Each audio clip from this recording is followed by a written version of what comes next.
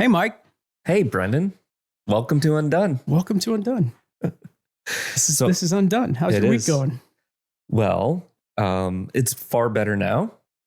But I think you probably know throughout this week I've had a few challenges. I didn't know.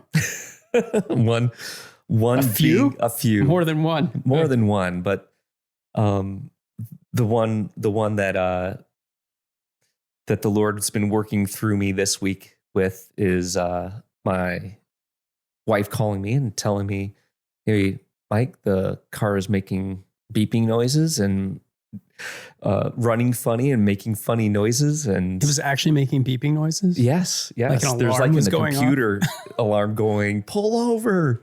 And of course, I said, "Did you pull over?" She said, "No, I made it home." And so checking out the car and seeing if there was any damage or whatever, checked the oil and it was bone dry and a very clean dipstick. And so I thought, oh no, I gotta either this car is dead. I have to replace the engine. What's going to happen? And filled it up with oil and turned on the car. And in 2 minutes, it dumped back out. And so you saw it like running on the ground. Oh, pouring out of the car engine. And of course, I didn't take a bucket and put it underneath first. So it's just to catch it. So there goes $40 worth of oil. Oh yeah. I saw money just dumping right out of the bottom of my car. Black gold. So anyways, it turned out just to be, which I think is a blessing, is a $600 fix and not a $6,000 engine replacement or a full $25,000 whatever minivan replacement. So $600 fixed the problem. Rusted. I don't know what rusted, but it was something that was rusted and was fairly easily replaced by a mechanic who knows what he's doing, which is not myself. So I know. So for me, it was oil dumping onto a driveway. Yeah. And for me, it was water dumping onto my kitchen floor.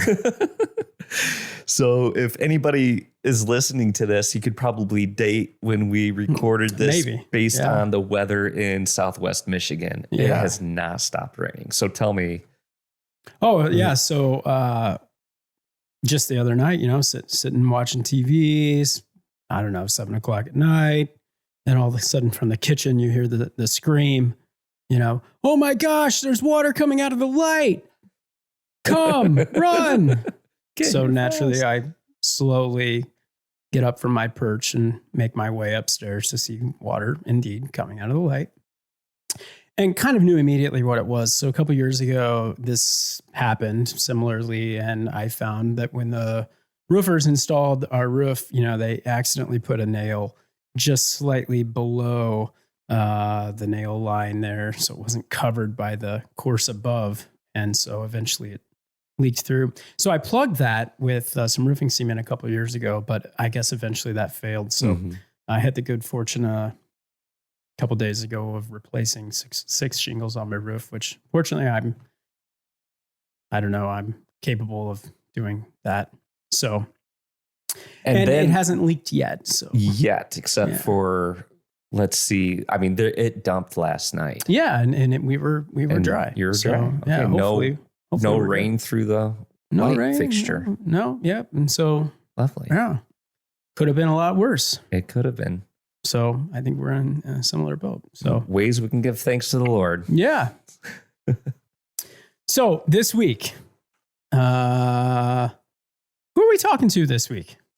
Well, we are talking to a gentleman by the name of Bob Dryden. Bob Dryden. And so I'll give you a little bit of background. Bob Dryden has been part of our church for a very, very long time. When I came here it was a freshman in high school is when I started attending here. I think Bob Dryden was around, and he was someone that I definitely looked up to. He's probably like my grandfather's age. And I would say intimidating especially at that age. And, but also someone that I saw strong faith in and looked up to. And so, as we were talking about this, he was going through some pretty severe health problems. He's in his 90s, if I remember correctly. And I think he is 90. It might be the 90 on the dot. And so with that, thinking to myself, it would be good to have his story recorded and the way in which the Lord has worked through him and in him. And so here's what we're going to do. We're going to have a little sit down with Mr. Dryden. Yeah. So actually Bob was sort of the catalyst for some of this for the podcast, because I think, you'd been thinking about doing this for a while, right? Capturing people's testimony and story, and maybe there were a couple missed opportunities that you regretted. Yeah. In the past. And, so, being a pastor, there's this part of ministry where you sit down with people and you get to hear all kinds of stories, ways in which there's struggle and challenges, but also in ways that the Lord has worked through those things. And through that, I know that when I walk away from those, oftentimes I walk away going, this is why I do what I do. So there's a part in which it fills you up and it brings about encouragement, and it fills your cup, as they say. It fills my cup. Yeah. And I think it would fill anybody's cup, actually. When we ask elders to interview people for like membership or for baptism, they come back saying the same thing. Yeah. And so there's a gift there that people give as they're sharing their story. And that as a storyteller, and you have a passion for people's story and getting it out there. And that's why we're actually doing what we're doing, because if it wasn't for you, this would not be happening.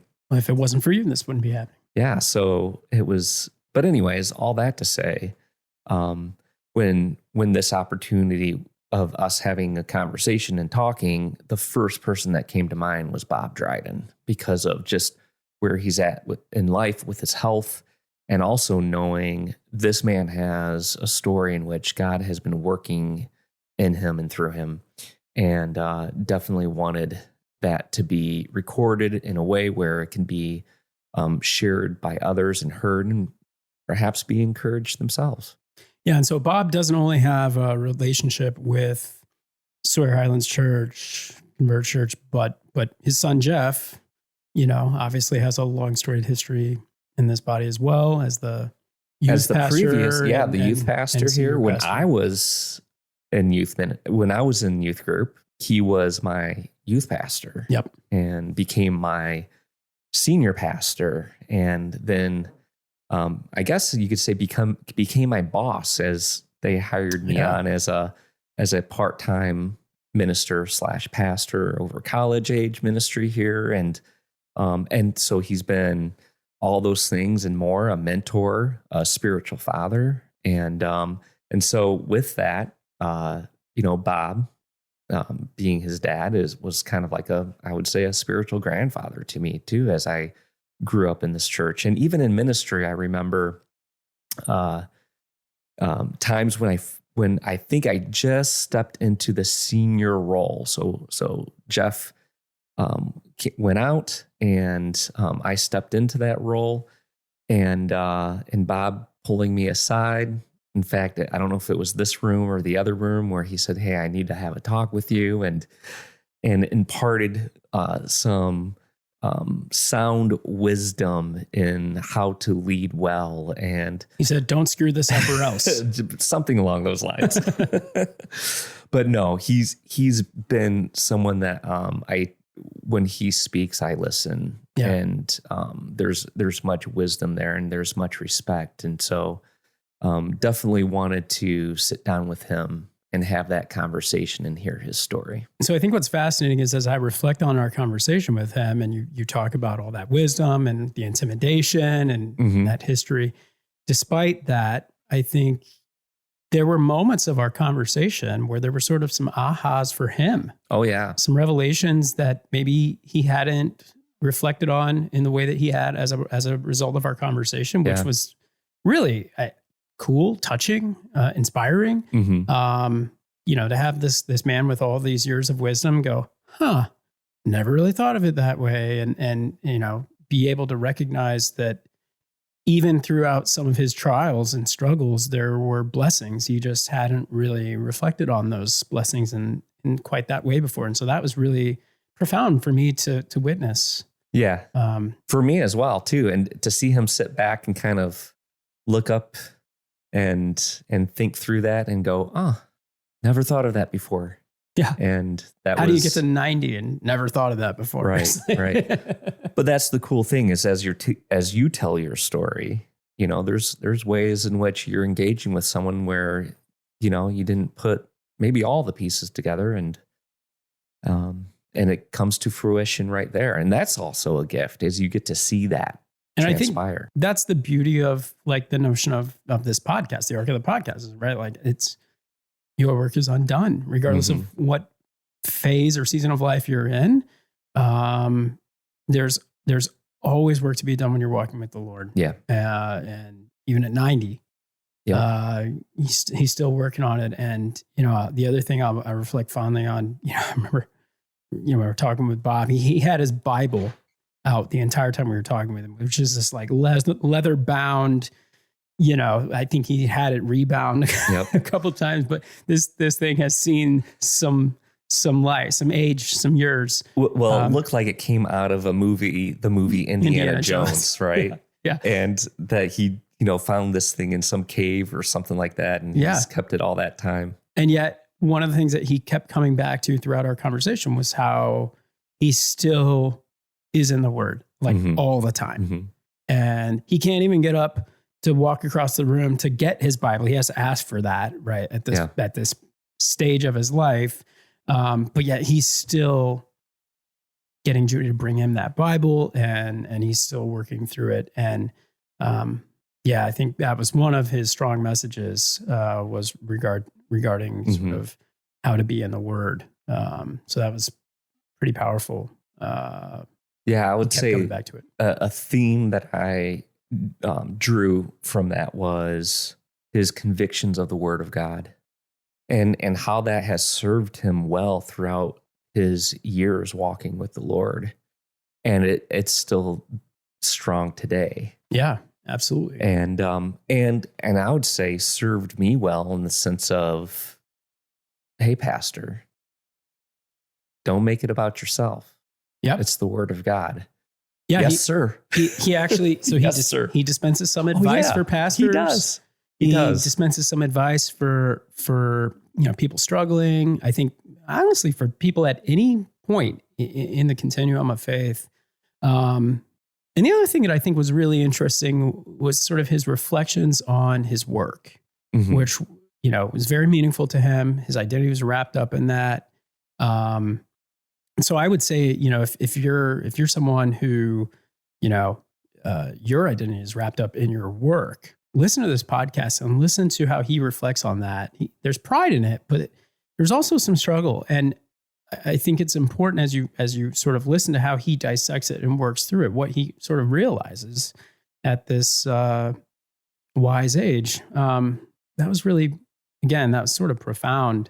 And underlying that, how the Lord was working through it and it, his plans for them and Bob identifying that was pretty cool. So beyond what we've touched on, Mike, were there any other takeaways that you had as you reflect on this? Yeah. One other thing that I think that really jumped out even from the beginning of our conversation with him, and that is that this man is from a different generation. Yeah, you keep coming back to that. I do. I've said that to you a couple of times, but man, it did stand out in the way that he engages and walks through issues, struggles, problems, hardships, even what he's going through today, and the physical pain and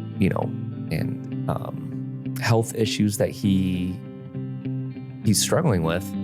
In spite of that, there is this, and I don't know if you call it a positivity or just this determination to continue on.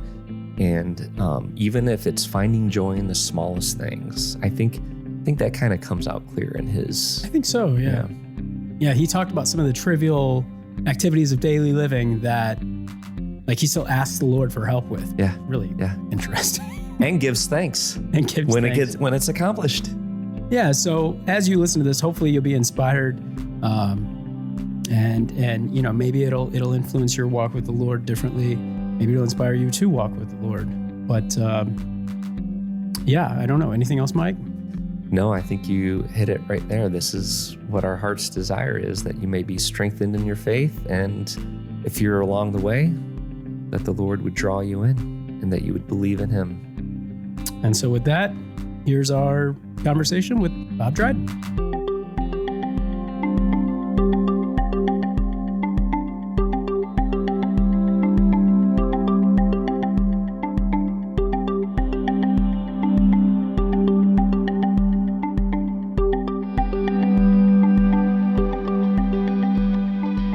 All right, well, Bob, welcome to Undone. Thank you.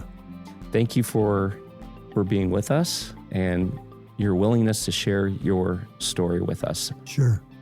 Thank so we want to start with your life before Jesus and what that was like for you and who you were back then. Well, my life before Jesus is a number of twists and turns in itself, but I was probably, I guess you call a partial nerd. My life starting out before being a Christian was one of games and things of that nature. I like to be outside. I was in scouting. Mm-hmm. And later, after we went into a different kind of situation with churches, it changed more to I forgot even now what it was called. I think it was called Boys Brigade. Okay. And I led a unit for some years in that movement, which did a camping trip every month. And we succeeded in doing that every month, except 1 month we got rained out because it was on the last hills between us and the west coast of California. And it rained, and we finally gave up and came home. The only time we got rained out. But those are good years that I was able to do that camping-wise. Yeah, so Bob, I just want to clarify really quickly. So I don't want to dwell on this, but growing up, was there faith in your house? Was there... Absolutely zero. None. Now, we went to church. You did? Yeah, we went to a Presbyterian church, but I wouldn't call it evangelical. It would be more of what we would term the liberal sense today. So they, a lot of the things that they taught and sermons were, he was a nice man, Reverend Fernandez, and he was a nice man, Portuguese, but I don't think it was depth there. There wasn't any Christian depth. Yeah, so I think for some people, and me included, it's a little confusing when you hear, I grew up in a house with zero faith, but we went to church. Yeah. Right? Well, you go to church because you go to church. Yeah. It's something you go to. It's not a faith adventure for some people. So that was our existence. We went to church. Now, I wouldn't say every Sunday, but we tried probably. So you think it's possible for people to attend church but not have a relationship with the Lord? Oh, yeah. If it's a thing to do in society, you might do it.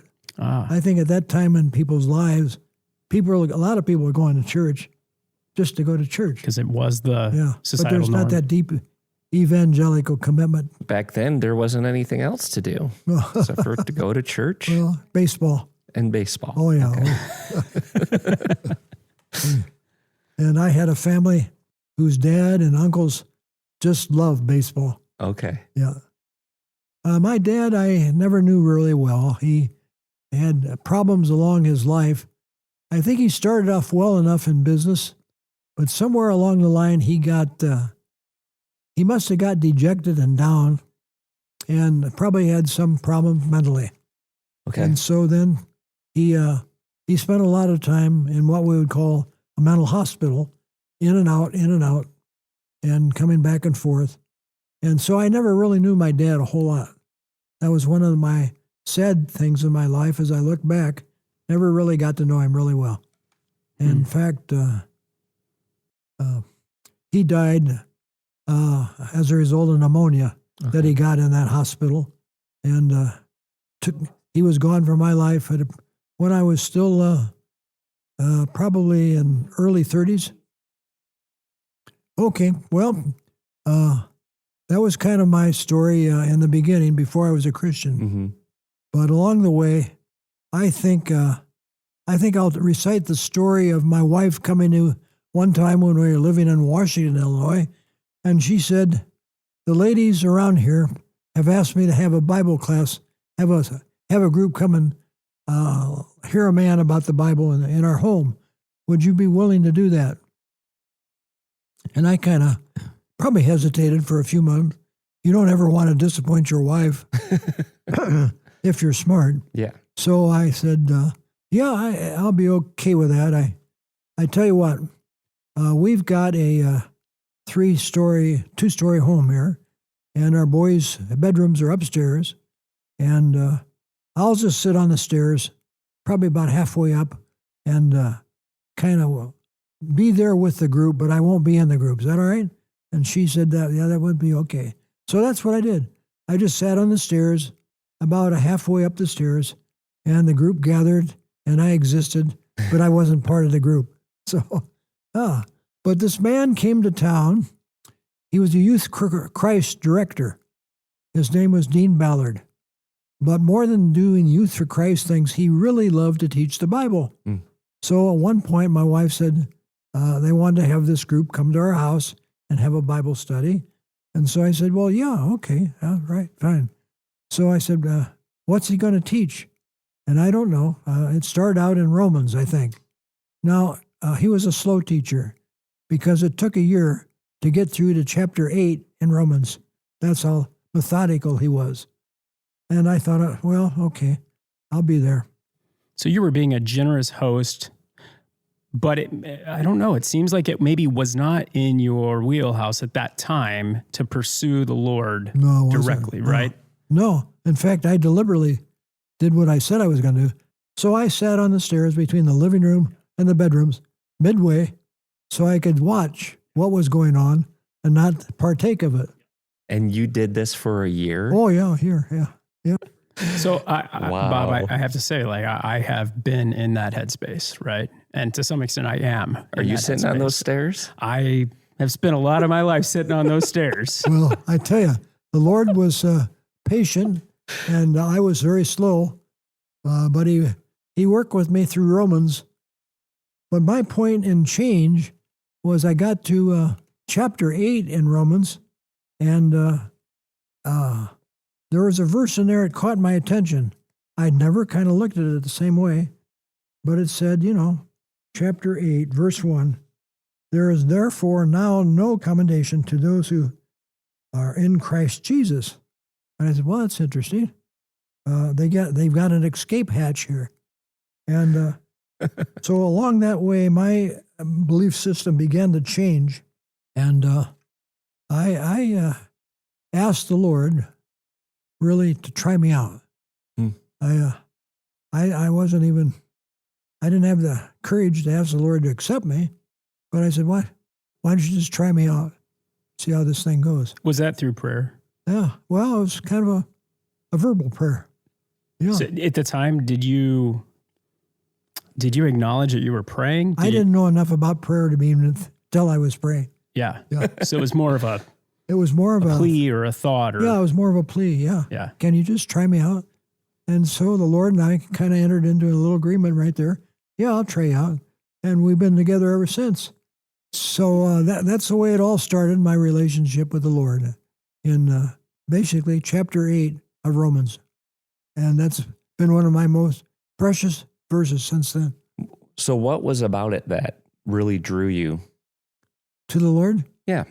Well, I was probably under the influence of the Bible teacher by now, having gone through a whole year of his teaching, and I was listening. And so some of that was kind of going around in my head, but I think the printed word really was what attracted my attention. The Lord was patient, and I was very slow, but he worked with me through Romans, 8 chapters, and when we got to chapter 8 and verse 1, it clicked. And I don't know, Wow. I don't know the clicking mechanism, but I understood it. And I said, well, Lord, okay, try me out.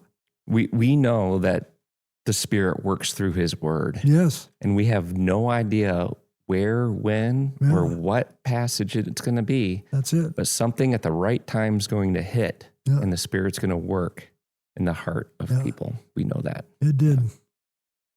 So then I came downstairs and joined the group. And they were fine people in Washington, Illinois. Some of my best friends then. Oh, good. Both women and men. So it sounds like, which I don't think I realized this before, that you had a whole year of hearing the word and teaching before something hit you. Yes. Before accepting the Lord, if that's the right term, I was saying before the Lord tried me out. So let me ask you this. Did you see any change just in your own life, just how you acted, how you engaged with other people from before till after you accepted Christ? Well, I don't know. That's a good question. I suppose I became a little bit more gracious in my attitude towards people, but I'm so honest and so want to get on with it. A lot of times, sometimes I do things maybe in a short manner that people might think, why is he saying that to me? Like, let's get on with it. Mm-hmm. I'm just kind of that nature, and I don't think that's changed much that way. But maybe I'm more polite than what I say now. Mm-hmm. Could we get on with it? Is there a specific struggle or period, season of your life or experience when you knew your faith and your relationship with the Lord was real? Well, when Judy got cancer, non-Hodgkin's lymphoma, I didn't know how long she was going to be here. That was a real testing time for me. And I decided that I was going to have to retire from my job just to be with her. I didn't want to lose her a moment of her companionship. So in that, I was kind of selfish. But my retirement decision was based on her sickness. And I said, I got to retire her. So it was 94, and I did. I retired from Caterpillar after 39 years. And it was a great career, but I chose it to go then because I needed to be with her. And I just felt that. So that was a time of really depending on the Lord, of making that decision and going with it. So, well, let me ask one last question just about this area, and then we can move on. Okay. But can you think of like a trial that you can honestly say that you were thankful for because of what God did through it and how He either worked in you or worked through you? Well, I think it was the work thing, probably. It took me a long while, no, not a long, 2 years probably to consider when and if I would retire from a very large company. It's done a very fine job in helping us with healthy pensions and all the rest. And I had a very long time in making that decision to retire. But I think once it was done, I think He's helped me in making decisions along the way on what to do, how to occupy myself. And so I grant Him, I give Him that kind of benefit, not really a good word to use. I give Him that respect that He has guided me that way. Mm-hmm. Yeah. So it sounds like you really enjoyed that job. Like this wasn't something that you let go of The easily. last 2 years of that, I can't say that I enjoyed it. Okay. I was really struggling with it. So in various ways, God was making it clear for you. Yes, he was. Not just with Yeah. your wife, but with No, what was with going the on at job, work yeah. too. And with more time available to focus on other priorities, Yeah. right? And not the Yeah. distraction of a job. There's a little bit of a poetry in the idea that at a relatively young age, you were fortunate to be able to, because of this diagnosis Judy had, you had the clarity of mind to step away. Now, frankly, I got to be honest with you now. I had a good life with Caterpillar, and I loved pretty well what I was doing. And at one point, there was 1/6 of the company that was working for me. That had about 80,000 people at that time. I had about 1/6 of it, and I was working towards a promotion, which would have been from a vice president to an executive vice president, which would have been a great promotion. And I was really kind of working towards that. But I did a couple things in my own self that were probably bad, and I suffered from that. Didn't get the promotion. So that ended into my decision to retire also. Yeah. I'm not going to go anymore with Caterpillar. I'm not going to go any farther. I'm just going to be on this job. So that was a trying time for me. You think about a time that I was not particular doing well, and I had to make decisions, and the Lord helped me through those. Yeah, I had to ask Him to do that. That was the crisis. Yeah. So Bob, let's fast forward now. And right now, I mean, you're going through, I would say, a trial or a hardship in the sense of you've had heart surgery. 2021. I had 2 heart valves replaced, yeah. And those are functioning pretty well. Yeah. But I have been very limited in my ability to do much physically after that. I would have loved to be camping right now. Yeah. And I can't camp. I can't do much outside. I can't help my wife like I really want to help her.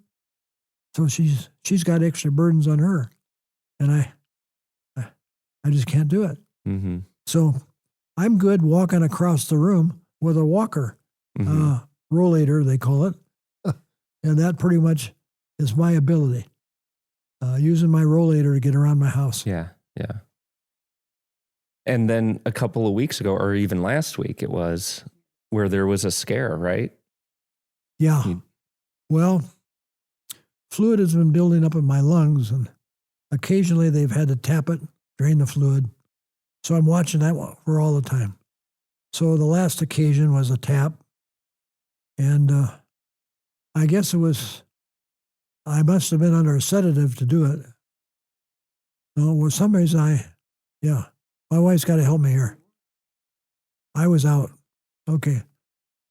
I was out like I was under a sedative. Yeah. And I never came to right away. Yeah. So she thought, did I lose him at that time? But again, the Lord was great and gracious and brought me back. Mm-hmm. So we're still kicking and running the rollator around.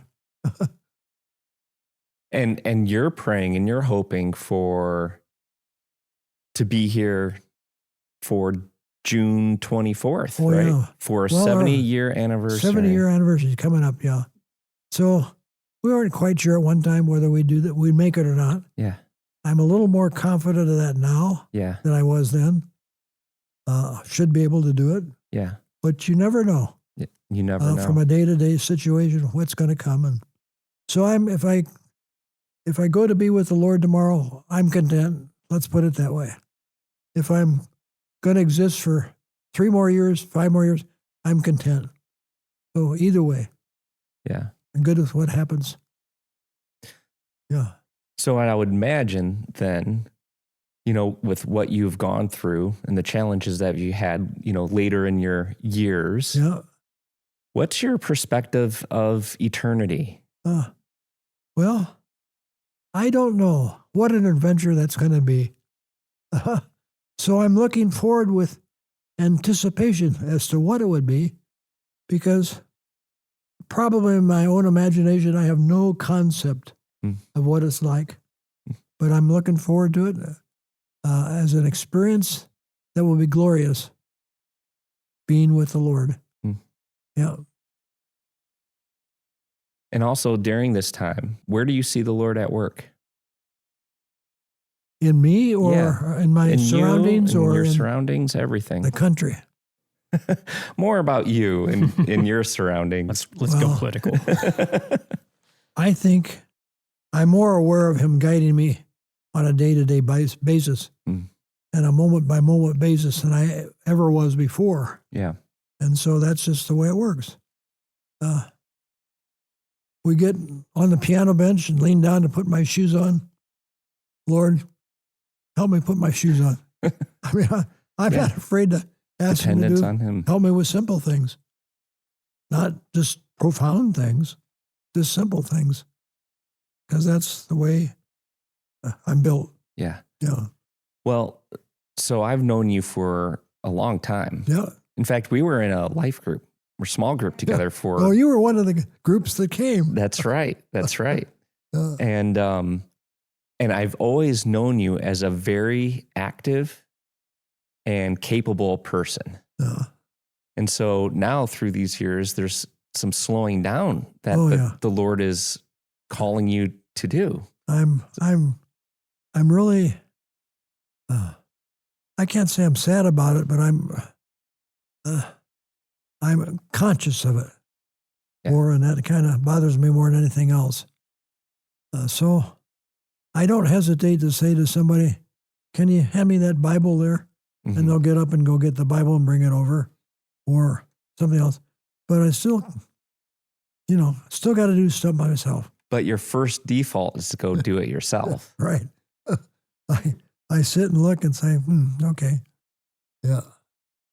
So today when the doorbell rang, I was prepared to go to the doorbell, but I didn't let you in. Well, the door was not locked, and you know me. I walk through open doors. There we go. But I was prepared. So with these last years that you're living, what would be some of the things that you would want to impart, some wisdom from the Lord that you would want to impart to your family? Again, you have to trust him for everyday decisions. You have to trust him for the big decisions. You just have to trust the Lord that he's going to lead you the right way. And if you're ambiguous about it, or you need to get stronger with the Lord to get rid of the ambiguity. Yeah. What do you mean by get stronger with the Lord? You have to read the Word. You have to know the Word. You have to be able to understand the So you have to go to a good church, I think. Okay. You have to be active in the Word. In one sense, we're being active in the Word here today. Yeah. Okay. If I hadn't been a Christian and had some of my experience, you wouldn't be here today. So that's just part of it. And that's good. What advice would you have for someone who wants to know the Lord but doesn't? Wow. I think they've got to get next to somebody that does know the Lord. I'm not sure they can invent that on their own. I'm not sure they got the power, unless the Lord taps in with a spiritual insight, unless they can get that in some way through reading the Word, hearing the Word, being with somebody who knows the Word. I don't think the Word's going to come in and zap them. Now, the Lord might come in and zap them at some unexpected point and in some unexpected way, and they turn to the Word, but the Word has got to be there. Yeah. So in my own life with my own struggles, right? My faith journey is defined by, there's a few tenets of this, which I won't go into right now, but it's defined by, this notion of struggle. Yeah. At moments of struggle, you have a choice to make. You can either turn toward the Lord and you can see what he's trying to teach you through that struggle, or you can turn away. Right. And I've spent a good portion of my life turning away. Oh, right. Seeing those moments of struggle or suffering as unnecessary, right? Mm-hmm. And so I think what you just shared, that's insightful, and that's especially poignant for me because when I ask the question, what would you say to someone who wants to know the Lord but maybe doesn't? That's me in large part, right? I don't know that I fully know the Lord, Mm-hmm. right? Well, there's power in the written word. And I know there are so many versions of it, but let's say a few versions, mainstream, that people use are probably all good. Not everything is good out there, and I think the closer you are into the Word, reading it, digesting it, thinking about it, studying it, maybe even praying to the Lord about it. Lord, how can you help me with this verse to understand it better? Lord, what does this mean in my life? And apply it. I think the better off you are in coming to know the Lord. Yep. He uses his word most powerfully, more than anything else. I'm gonna sidestep for a second. So, as you look back at I think we said it was 64 years since you've come to think of yourself as a Christian, I guess. If you just pause for a moment and reflect, in those 64 years, what's been the thing you least expected in terms of your faith? Yeah, that's an interesting question. Haven't ever kind of looked at it from that direction. Or the thing that surprised you most? I think probably the promotions that I didn't get. Yeah, well, explain that. Well, as you kind of look forward to something and prepare yourself and going along the path to get it, and it doesn't happen, that's a disconnect or a shock or whatever you want to view Disappointment. it. Disappointment, yeah. And so I think the Lord has to help me through those kind of things. I know I was heading for an executive vice president role. And I made a mistake and did something which is dumber than you can talk about, and I won't even mention what it was. But it cost me that promotion. I did it myself by the dumb thing that I did. And I've always regretted that. What do you think the Lord was trying to teach you in that moment? I mean, that missed opportunity, was there a lesson? Yeah, I think he was trying to humble me. And he did. So, So was it a win in the end? Or is that a hard pill to swallow still? It still is a hard pill to swallow. Yeah. But I got accepted that the Lord, that's what the Lord wanted. And, okay. Something I thought I could do, but I can't. Well, if you did get that promotion, I think it might have been harder for you to retire later. It would have. Yeah. Oh, I would have kept going. And several more years, maybe 5. Right. Yeah. And especially with Judy going through what she was going through, that would have been really hard. Yeah. So because of you retiring from Caterpillar and you being you, in the sense of you're not just going to stand around and do nothing. The Lord used you in so many various ministries, one being Promise Keepers. Yes.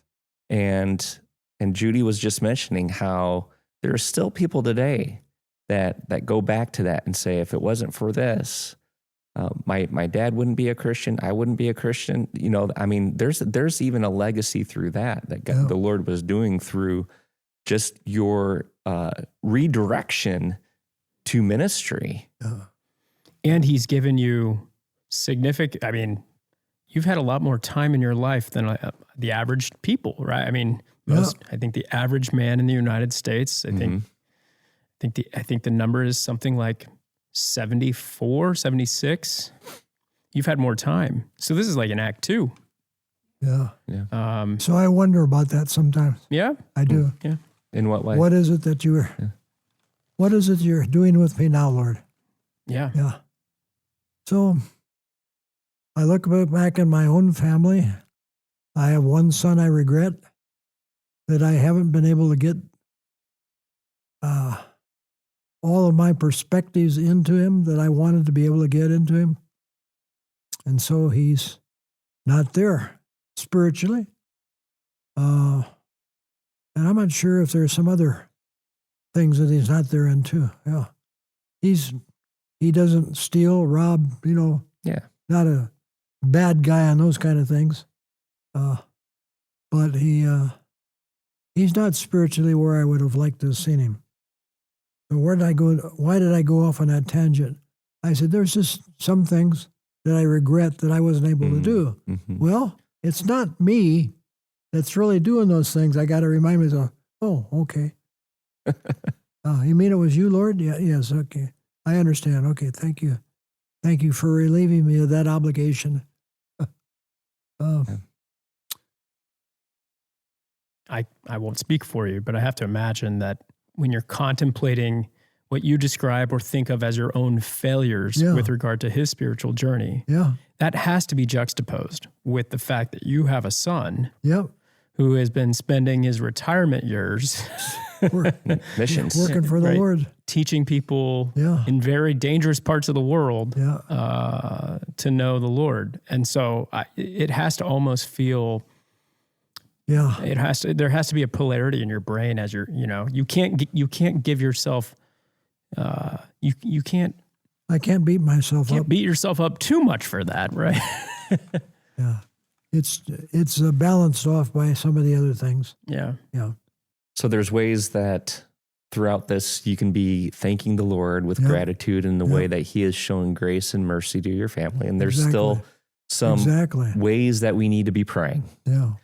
And that was the other thing too I was thinking of is, you guys have been involved in our prayer group, intercessors, every Wednesday at 2 p.m. Try to. I haven't been getting there very regularly. It's been a while, but you guys have been faithfully going to that for years. Yeah. And I know that your family comes up often for prayer and that we've been praying for them for a long time. Yeah. But that the Lord, we know the reason why we do that is because we know the Lord can work. Yeah. All right. I have two more questions I want to try on you. Go ahead. I'm curious what advice you have for people who might be taking their time here, their relationships here, their opportunity to connect with the Lord, might be taking any of that for granted. And as you ponder what comes after this life, what wisdom or advice have you gleaned that you would share with other people who aren't maybe as close to walking with the Lord as you are? What advice would you share with them to help them to not take things for granted?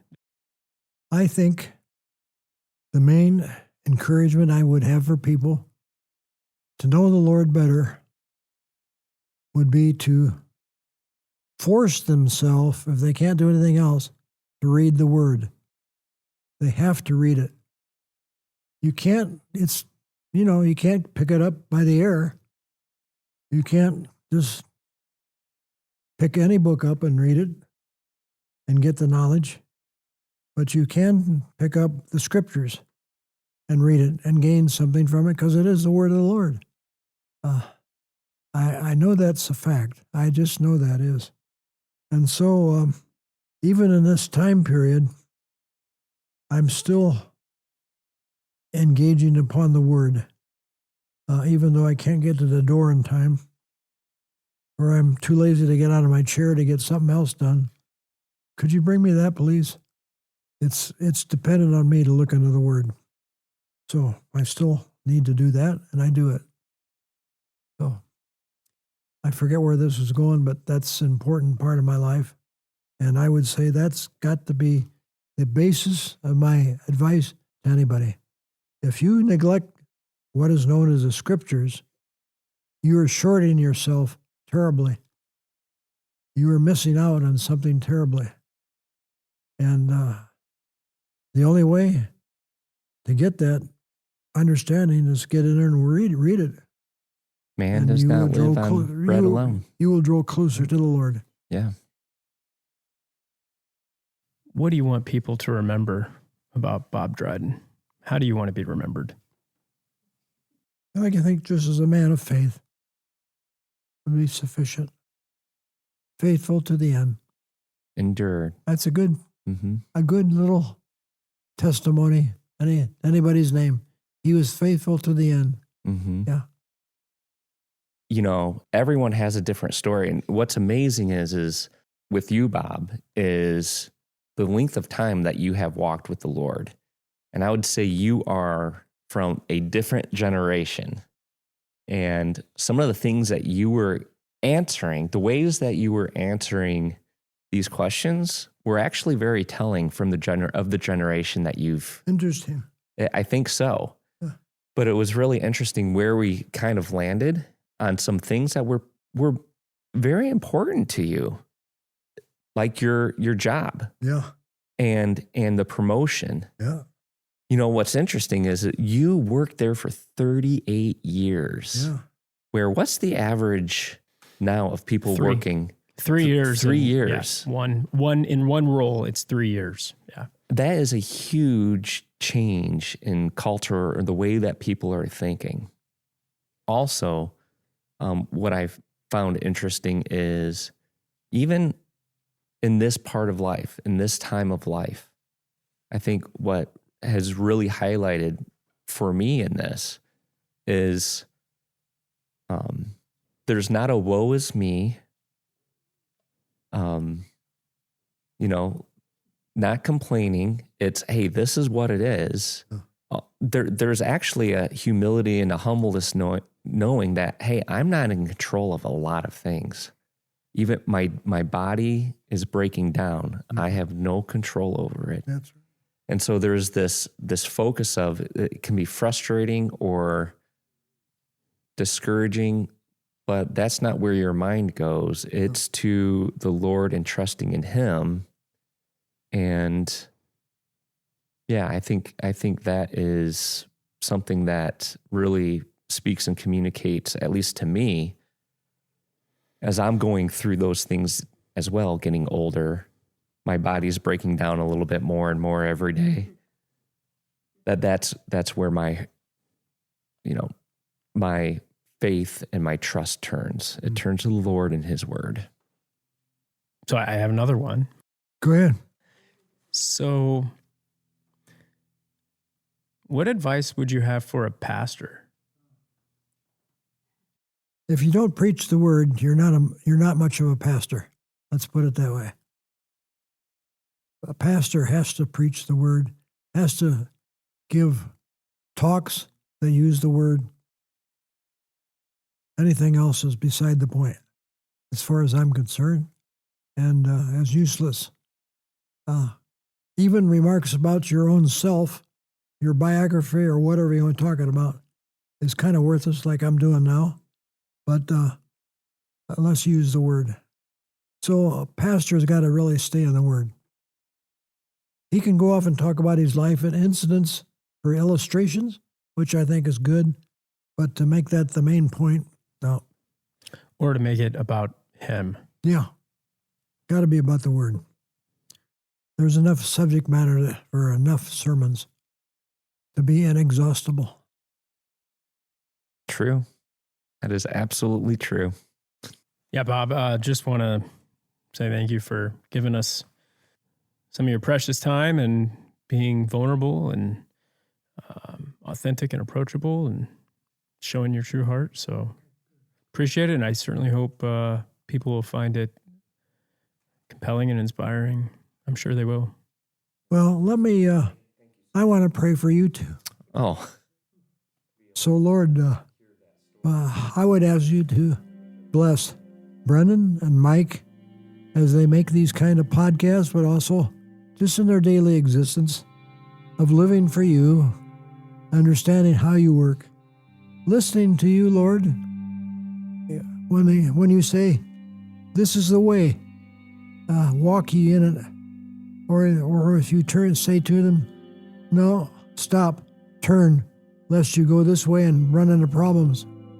So you're capable of both, Lord, and I would ask you to do that with both Mike and Brendan, to help guide them along their way in their journey of faith, and also to give them delights of inspiration, delights of people that they're visiting with, and just delighting in you, especially as they read your word and understand your thinking even more clearly by reading their word. And we pray in Jesus' name, God, for that. Amen. Amen.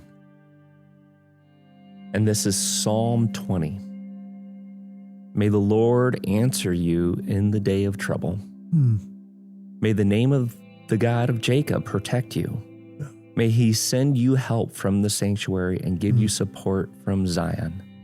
May he remember all your offerings and regard you with favor, your burnt offerings and sacrifices. May he grant you your heart's desire and fulfill all your plans. May we shout for joy over your salvation, and in the name of our God set up our banners. May the Lord fulfill all your petitions. Now I know that the Lord saves his anointed. He will answer him from his holy heaven with the saving might of his right hand. Some trust in chariots and some in horses, but we trust in the name of the Lord our God. Yes. They collapse and fall, but we rise and stand upright. O Lord, save the King. May he answer us when we call. Amen. Amen. Amen. Great prayer. Thank you so much, Bob. Thank you. This was a gift to be able to hear that story again and a little bit more detail. And Yep. thank you so much for that. Brendan, Mike, thank you.